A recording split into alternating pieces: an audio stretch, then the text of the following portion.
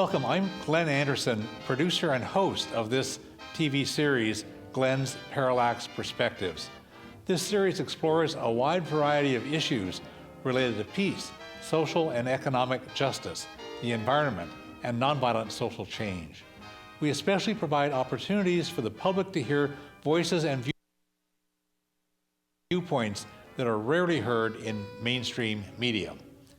Mainstream media, politicians, and culture see the world in conventional ways. The establishment is stuck in how they see the world. In order to solve problems, we need to see things differently. This TV series, Glen's Parallax Perspectives, can help us see things differently so we can solve problems at all levels, from the local to the global. This series is called Glen's Parallax Perspectives. Here's what the word parallax means. Put one finger in front of your nose and another finger farther away. Close one eye, then open that eye and close the other. Your fingers will seem to move. This is called a parallax view. This TV series invites you to look at issues from fresh perspectives. Also, see much information about the issues that we cover in this TV series and previous episodes of this series at my blog, www.parallaxperspectives.org. And now I invite you to watch this month's program.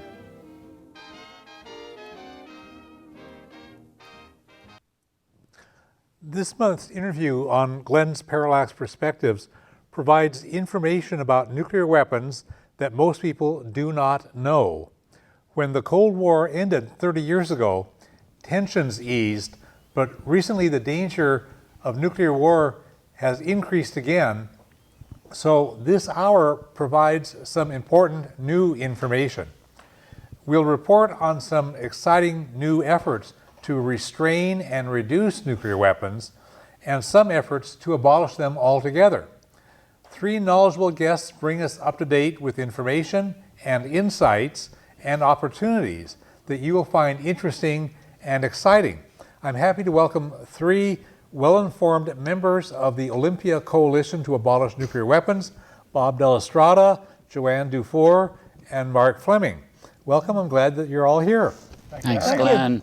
And the irony is that all these countries took this action even though we had a treaty in 1970, the Non-Proliferation Treaty, where the rest of the world said, yes, we will not pursue nuclear weapons, but Article 6. Yeah. But we expect the nuclear nations to get rid of their arsenals. Right. And that's exactly, that was the issue. This is Article 6, and not one country has diminished. That was the grand bargain between Yeah. the nuclear nations and the non-nuclear. Exactly. And the non-nuclear nations kept their end of the bargain, and none of the nuclear nations did. No. And the United States and all the other nuclear nations have been out of compliance since 1970. And So- this is coming to the fore now with Turkey. They want to get out of the because they want nuclear weapons, so they want to get out of the treaty so that they can pursue their own nuclear policy. Yeah. And in fact, when I was doing some research for this, the Federation of American Scientists identified, I think, 22 possibly aspiring nuclear nations. Nations that have said that might want to have it. So, Saudi Arabia, Syria. Turkey, Syria, Turkey.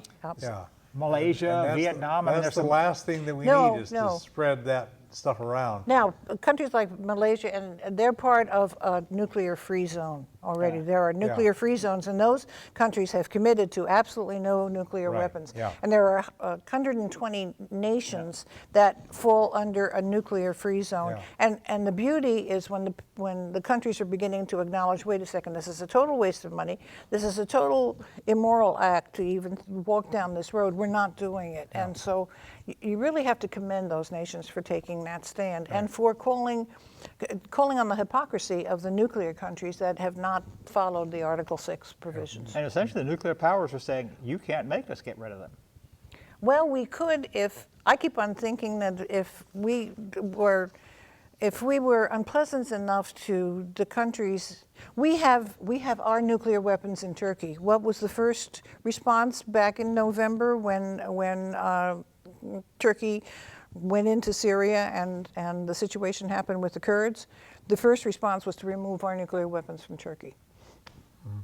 And that was the discussion. So if we're going to, if countries will begin to say, wait a second, why do we have to store this for you? We don't want to do this anymore.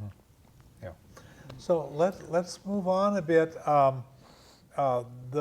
The nuclear weapons and really the whole gigantic military apparatus in our nation and our own overall foreign policy all exist in a larger political and economic system that has been shaped by powerful political and economic forces, and you mentioned these before.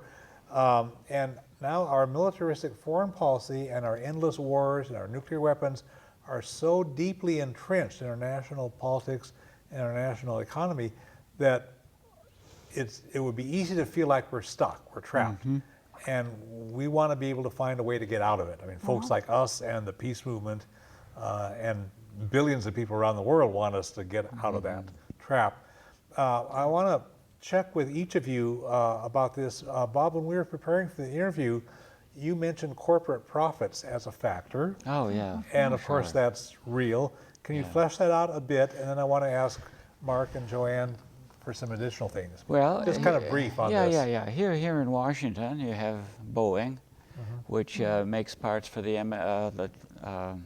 ICBMs. ICBMs.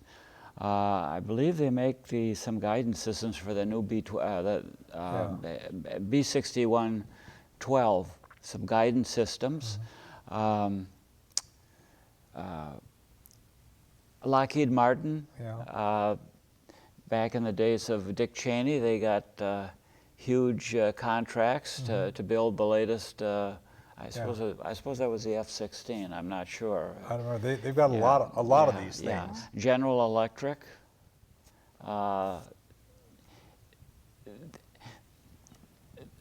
Lockheed? Lockheed. Yeah. I mean, they're eating at the government trough, as it were. Yeah. I mean, they have the contracts, and a lot of times that they're the board of directors are connected to the White House. They're connected to Congress, the military. Retired generals get to serve on boards. Right, and these are all ways in which the hunger for a larger arsenal gets fed, and they get so these corporations have a vested interest in keeping war going. And they manipulate things. When the B-1 bomber was being considered, the prime contractor, General Dynamics, made sure that they had subcontracts and subcontracts and subcontracts going into every one of the 435 congressional districts in our nation, so that every member of the U.S. House would know and be told, this B-1 bomber is bringing jobs to your district. And they do all that kind of stuff. So this is just pervasive. Mark, you've said that nuclear weapons keep getting lavish funding. That was the term you used. And you've asked, what do we get for our money? And can you give us a brief pitch? We get some very dangerous weapons, and we get basically replacing this arsenal, testing it, upgrading it, modernizing it, building new bombs that we don't. And unlike conventional weapons, we can't use them. Typically, if you have conventional, if you're an arms supplier for conventional weapons, you can have a war somewhere and fire off a lot of ammunition, and it has to get replaced. Here, it's got to be a cycle of, well, we have to keep modernizing. So there's always going to be this budget. And we talked earlier about the upgrade that Obama started. That's, you said, almost $2 trillion. So that's very lavish funding. One of the things that we're seeing, at least now, is some of that's changing. The Armed Services Committee this year, as they were doing the National Defense Authorization Act, did not include some of the weaponry that's being requested. The low-yield bomb weapons for the Trident submarines. That doesn't mean that still has to go through the House appropriations process and then to the Senate, so it could get put back in. But you're at least seeing some move away from it. But by and large, you're seeing, You know, there's always going to be this idea that, yes, we need to have this money, it needs to go, and like you were talking about all the businesses that have the interest, you also have what the political scientists call the iron triangle. So you have the interest groups, the businesses, they make the money. But you also have the congressional committees. They're tied in, and also the executive, the defense, the executive branch agencies. So the three basically all have a shared interest in promoting this. Yeah. And so that continues to keep the gravy train flowing. Right. If you're the Department of Energy, where our nuclear weapons are built or overseen, any agency that can expand its budget gets more political power and more economic power and more leverage over our economy and so forth. So it's in those agencies' interest to keep having more and more and more weapons because that's more and more power. Yeah, Joanne. I want to talk about the good guys. Okay. All right, the good guys. There are divestment campaigns out now, and the divestment campaigns are, okay, so divest. If you have stock in Boeing, sell it. If you have stock in Lockheed, sell it. And it is possible, and there is a movement afoot to try to get pensions to divest, individuals obviously to divest. Yeah. I mean, think divestment worked in South Africa. South Africa got rid of apartheid because of divestment. Right. So it can work. That's Yeah. one. The second is that there are groups, religious groups, that will go in and purposely buy stocks in companies and then go lobby at the stockholders meeting. Yeah. And so that advocacy, there are voices out there. There are cities and state governments that have stated their support for the treaty ban. And let me just mention one thing, I might be out of the sequence here, but the treaty is such a thorough treaty. It covers every possible aspect. It is almost like, don't think about it, to abolish nuclear weapons. Don't talk about it, don't take part in any of the production of it, don't store it, don't transfer it, don't use it, obviously. Don't share it with anybody else, and talk to the countries that have it about doing this whole spectrum of things. And so there are state governments. We have legislation now. We in the House that is not saying sign the treaty. We're not quite ready for that, but there's legislation that says we support the intent of the treaty. So they're trying to move us into cooperating with Article 6 out of the NPT. So there are these positive moves out there, and those are the things that I think we have to take heart in. And there's another thing that we've not yet talked about, I think, which is the drones. Absolutely. Things that fly, and who's to stop them from getting militarized? Who's to stop them from having weapons attached to them? In fact, they have weapons attached to them now. Yeah, they have. They're conventional weapons, but nuclear. Right. Because we've been and Obama did a massive escalation from Bush and Cheney in weaponizing drones and using them to attack people, and then Trump has escalated the drone weapons even beyond what Obama did, which was horrendous enough. So, but there is an interfaith effort to tell people about this whole process of the use of lethal drones and how horrific it is. Yeah, there's a website, www.interfaith dronenetwork.org. Yeah. And we're going to be showing in Olympia area sometime soon videos, 1 or 2 videos. Well, they actually have 5 videos, and you can select which ones. They're free. They're on YouTube, so they're accessible to anyone who wants to see them and watch them. I didn't know they were up to 5 now. Yeah. But anyhow, we'll be showing 1 or more of these in Olympia sometime soon. So look for publicity or contact us, and I'll give my contact information at the end of the program. We had talked about fear before, the fear mongering and all that. Yeah. There's a related thing that when people become afraid, they can also feel overwhelmed by the problems. They can also feel powerless. And so when we talked about how powerful forces provoke fear in order to make us subservient to the weapons and to accept wars and to accept cruelty, this includes not just wars and nuclear wars, but cruelty toward Muslims or cruelty toward Latin American immigrants or whatever. Let's talk a bit more about nuclear weapons and people feeling afraid and overwhelmed and powerless, because that's part of it, is they want to do like shock and awe, like when the United States attacked Iraq, they tried to use such overwhelming force that people would just feel intimidated and overwhelmed, and shock and awe was the term, and so they wouldn't resist, and they want us to do that to us. When you spoke to us, Bob, about this earlier in the interview, can you place these concerns in the larger context of our organizational culture, our societal, political, economic, whatever? But it's not just a nuclear weapons thing, and it's not just attacking Iraq. There's a larger context here. Well, looking at the big picture, you know, we talk about America being free, okay? But we're basically free to consume. I mean, we have a materialistic culture. And a lot of what has happened around the world and why we have weapons and armies and ways of coercing other countries is because we want the resources in the world. And to create this culture of consumption.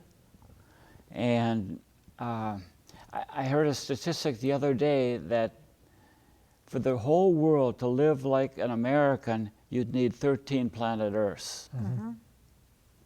And so it really points to a fundamental issue of values.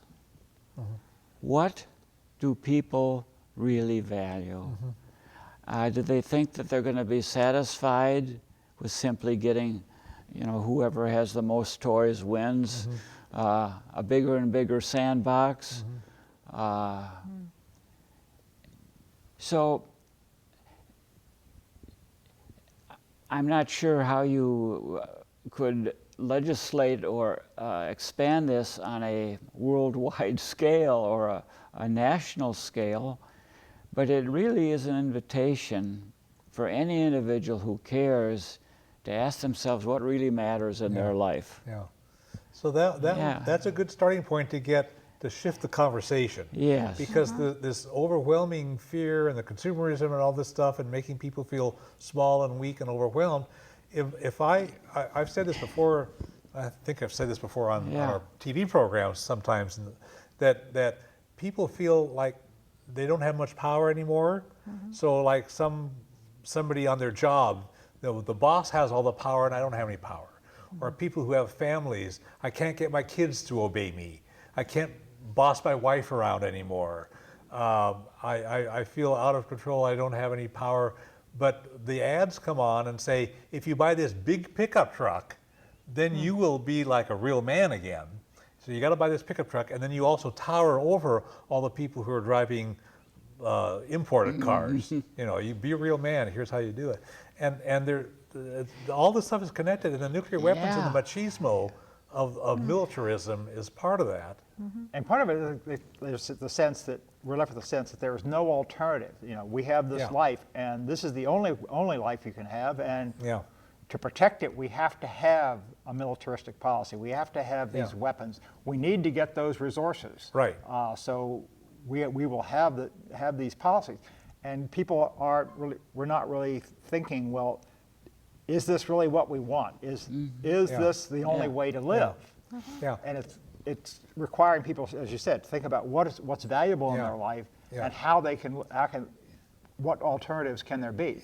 And all four of us are active with the Olympia Coalition to Abolish Nuclear Weapons, and we interact with the community, we educate the community about the weapons, and we also include this kind of an aspect in some of our outreach activities so that people will connect at this level that's beyond just the rational side. We'll be covering this kind of approach in a 4-session course that Joanne has led us to develop for the local Unitarian Church. And Joanne and Mark and one other person and I will be facilitating this course. And it not only provides a lot of information about the weapons and the kinds of things we've been discussing here, but also will help people move from feeling overwhelmed and powerless into empowered, so that we can actually change our foreign policy. Because when you look at it in the sense of it, here's a nuclear bomb, and here's me, insignificant me. I mean, how can I possibly make a change in that? But in fact, that's really where the change begins. That's what we need to do. And so look for publicity. We'll be offering these 4 consecutive Monday evenings, Monday, February 24 through Monday, March 16 at the Olympia Unitarian Universalist Congregation in Northwest Olympia, Division Street. And it'll bring people up to date, and it'll also address these. And it'll be a very empowering and enjoyable experience. And we'd be looking probably for opportunities to do this course later. I want to check in with each of you briefly. We're getting kind of tight on time, but I want to check in along the lines that we've been doing. Is there anything else you can think of, Bob, about how people can overcome these debilitating feelings, or have we sort of covered it?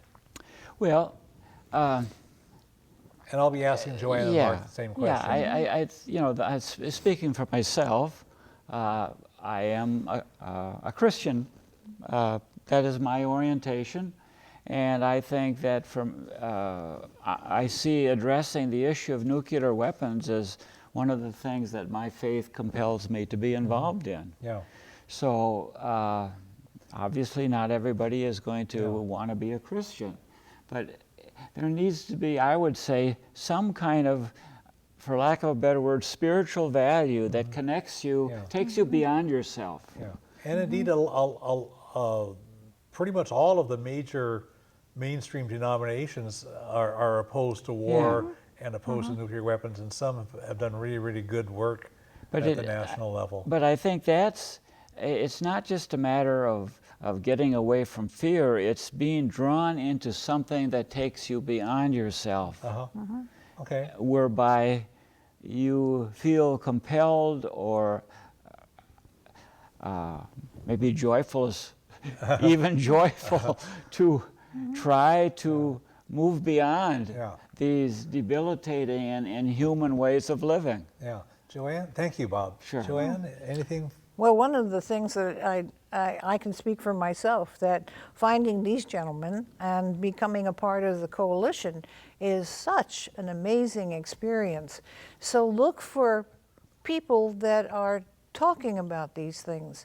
Go and search out. You can go and hold up a banner once a week with these gentlemen who are bannering.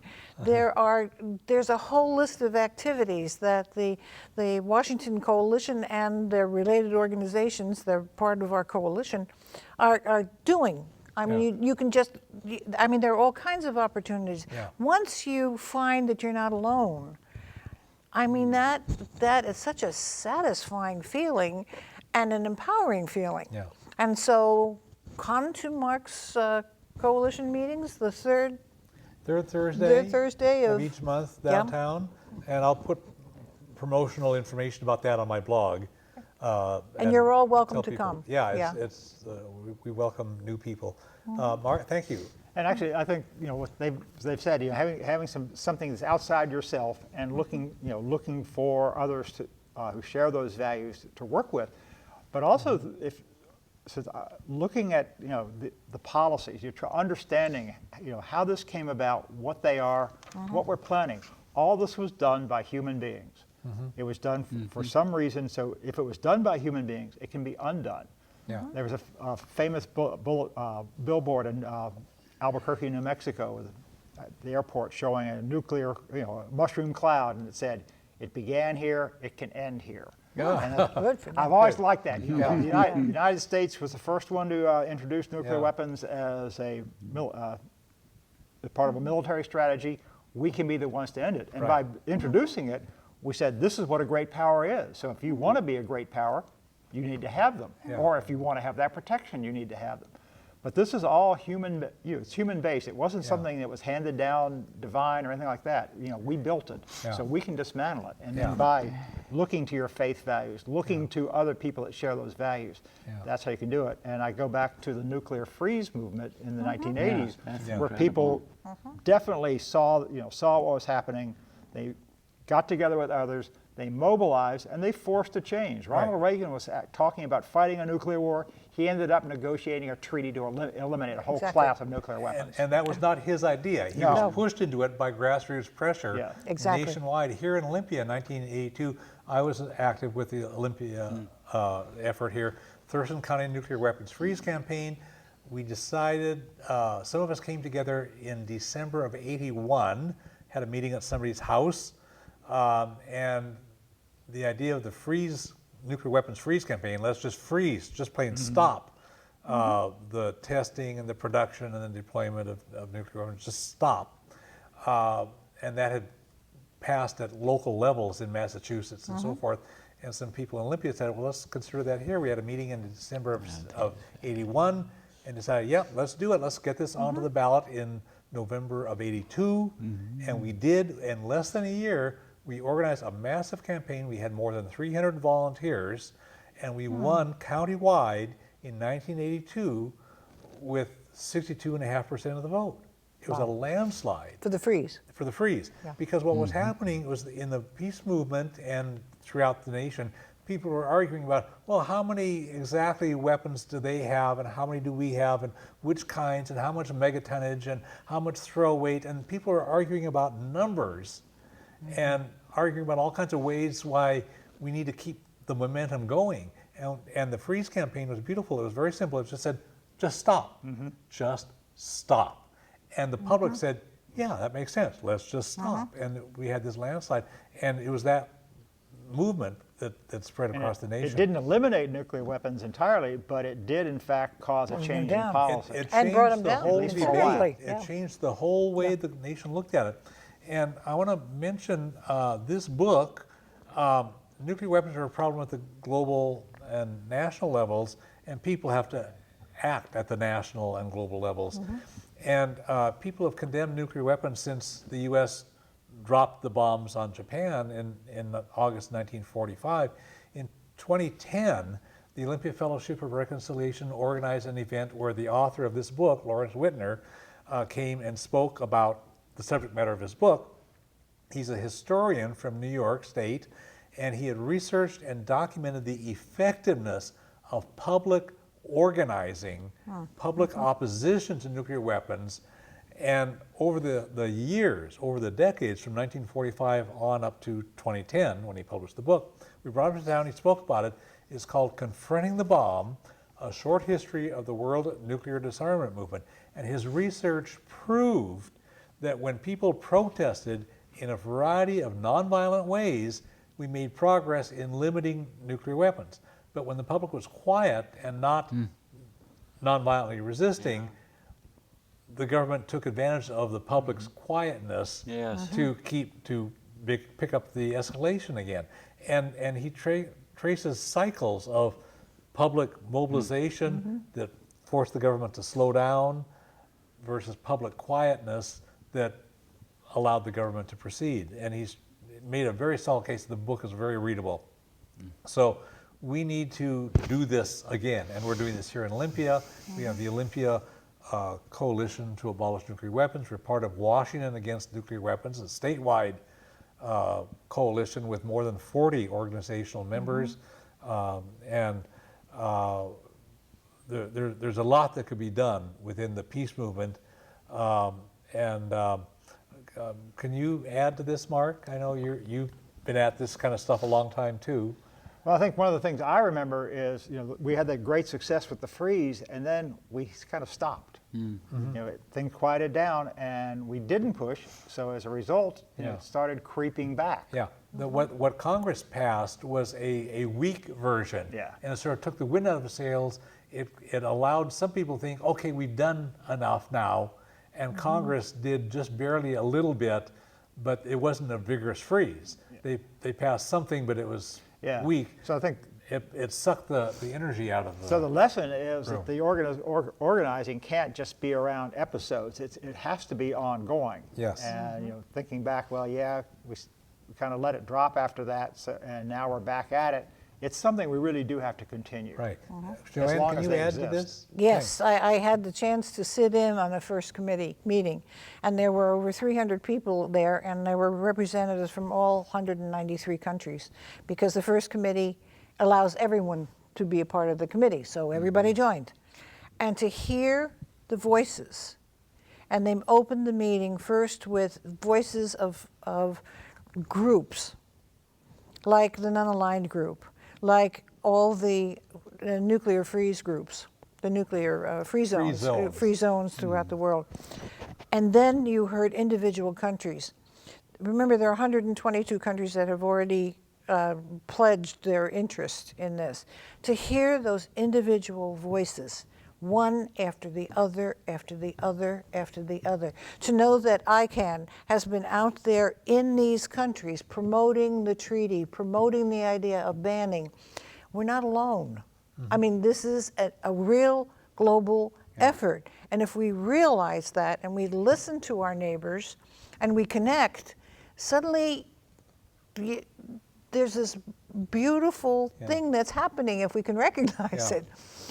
Yeah. Yes, please. Yeah. Well, I don't know if it was Harbor Days. It was something we were at, and I was talking to an ex-Navy man, retired Navy man, and I was trying to get him to sign on to one of the bills, and he says, "Well, there's nothing we could do about it."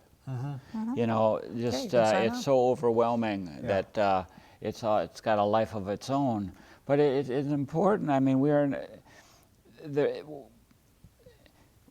there's no fate is not involved here. We have wiggle room, and we can do something about it. And that people, getting back to kind of the point that I'm hitting, people who have some solid values will hopefully be compelled to do the right things in this regard. On the one hand, we have to say there's no guarantees.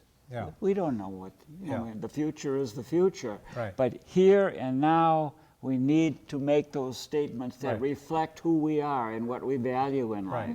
And so existentialist philosophers say we're stuck here in this crazy world, and the odds are against us in a lot of ways. The world is either hostile or at least negligent. But as human beings, the existentialist philosophers say, as human beings, we absolutely must make decisions.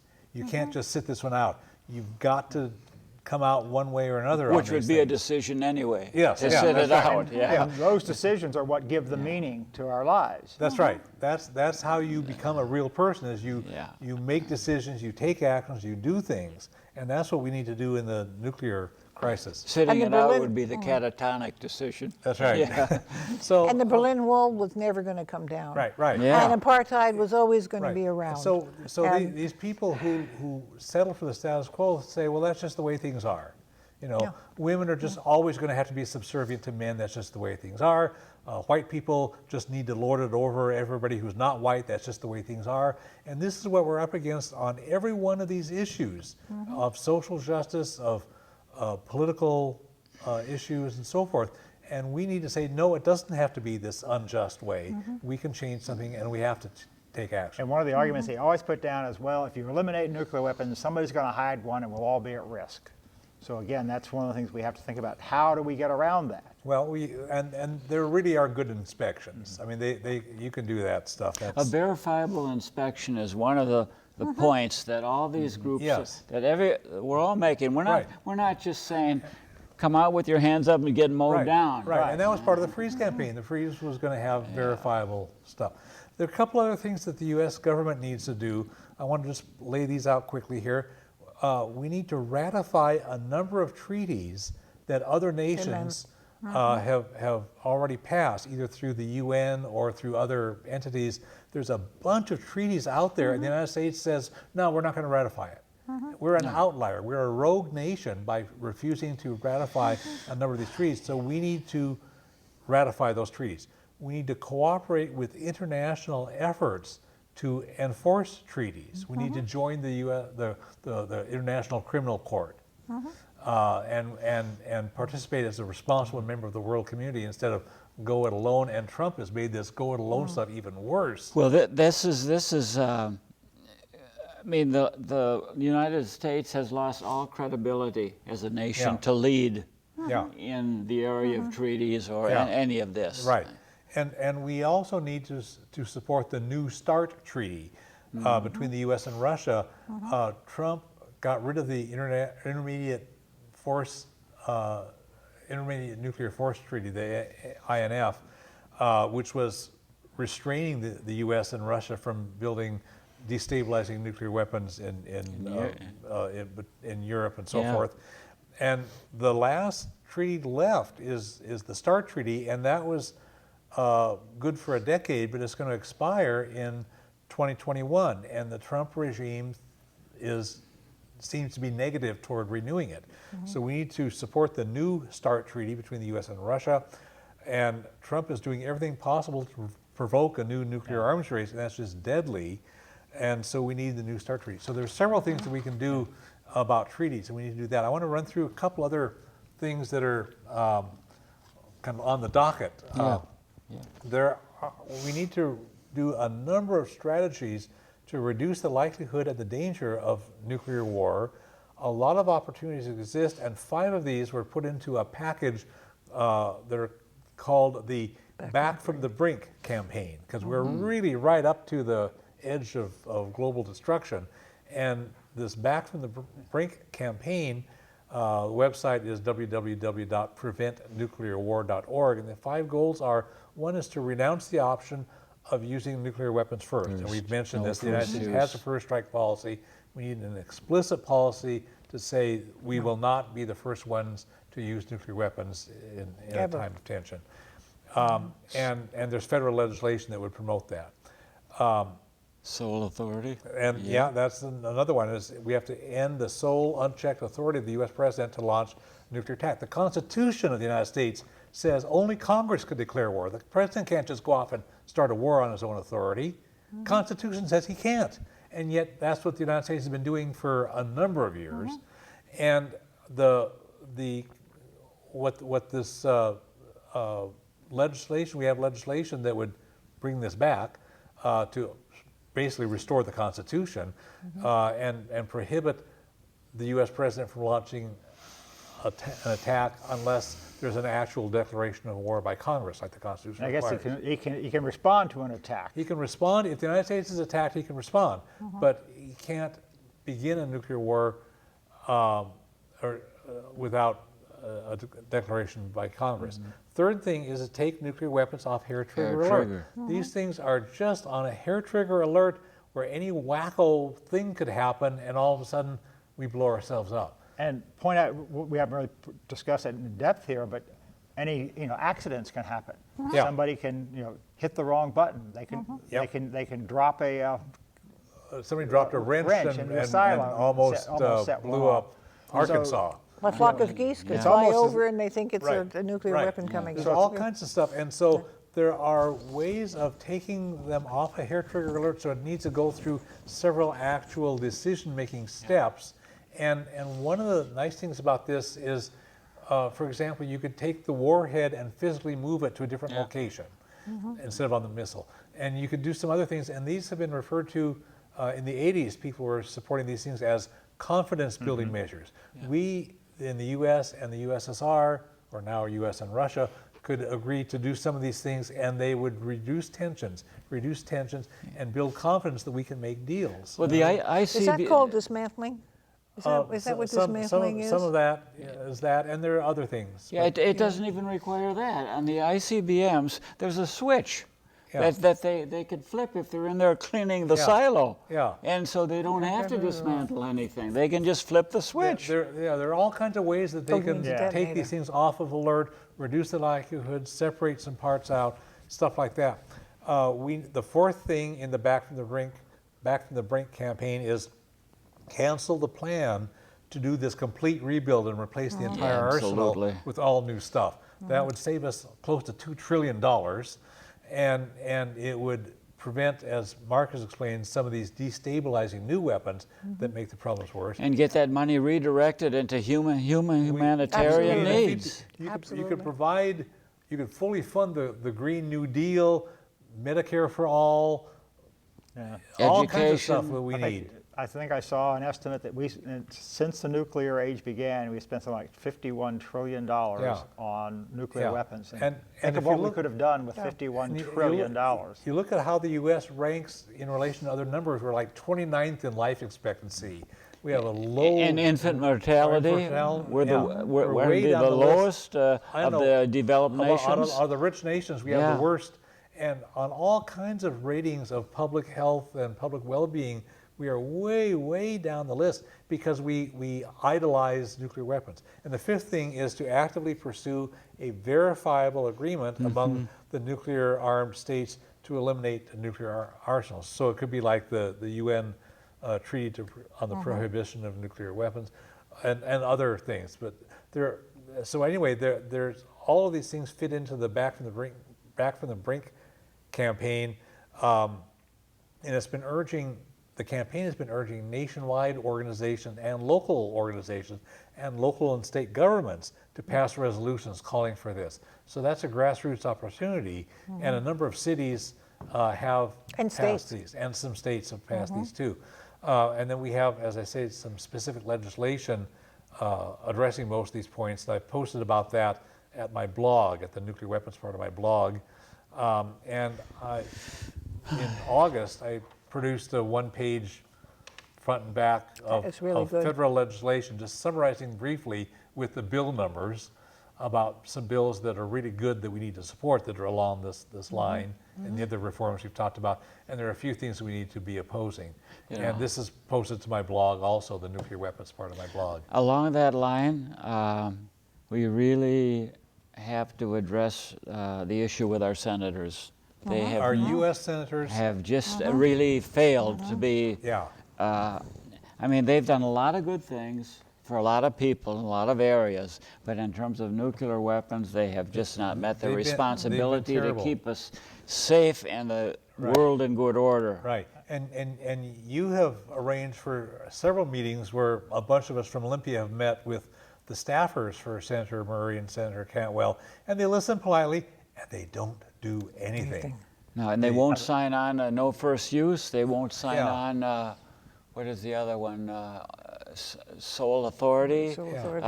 Something about they don't want to tie the president's hands. And he needs his hands tied. That's the whole point of the Constitution, is to tie the president's hand, because the framers were very skeptical of an out-of-control executive.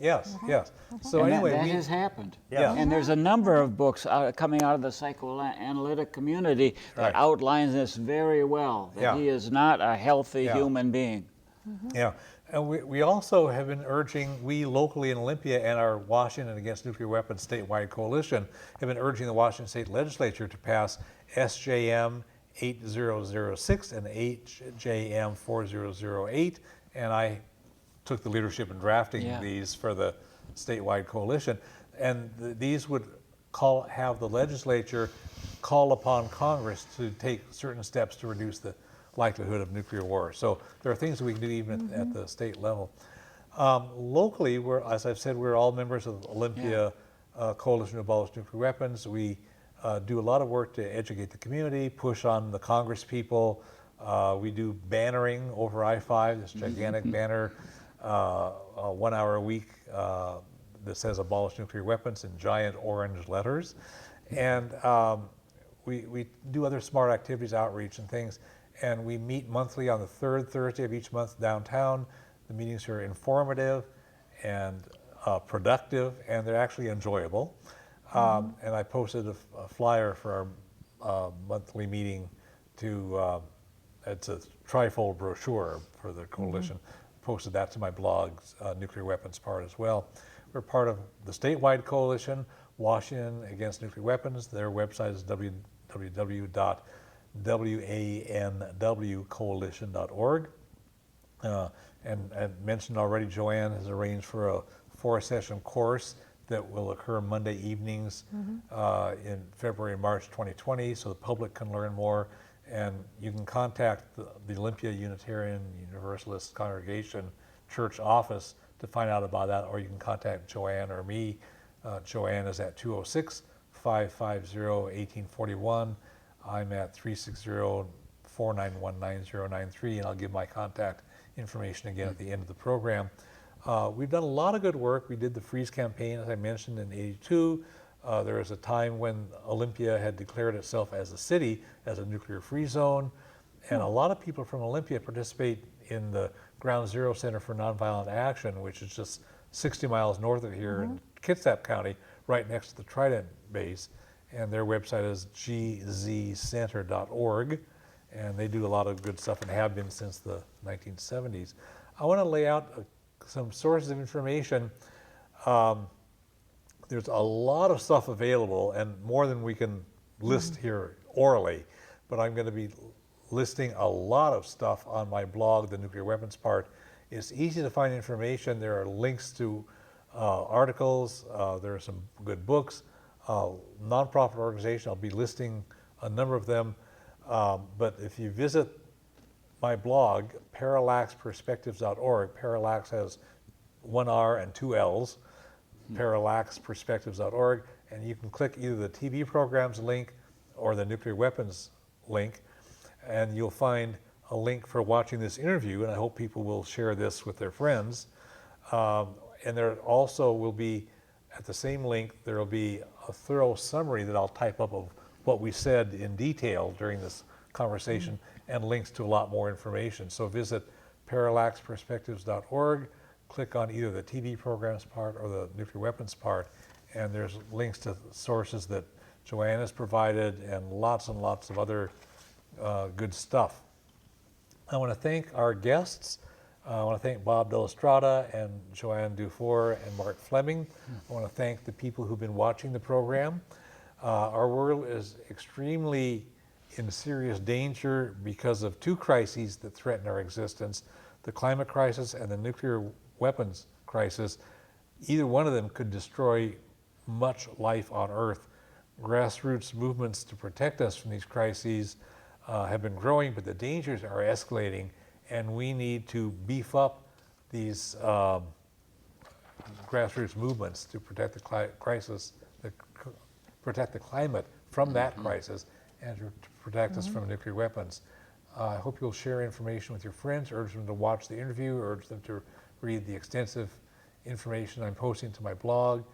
And again, you can see links to this interview and read the thorough summary by visiting www.parallaxperspectives.org and click either TV programs or the nuclear weapons part and share these with your friends.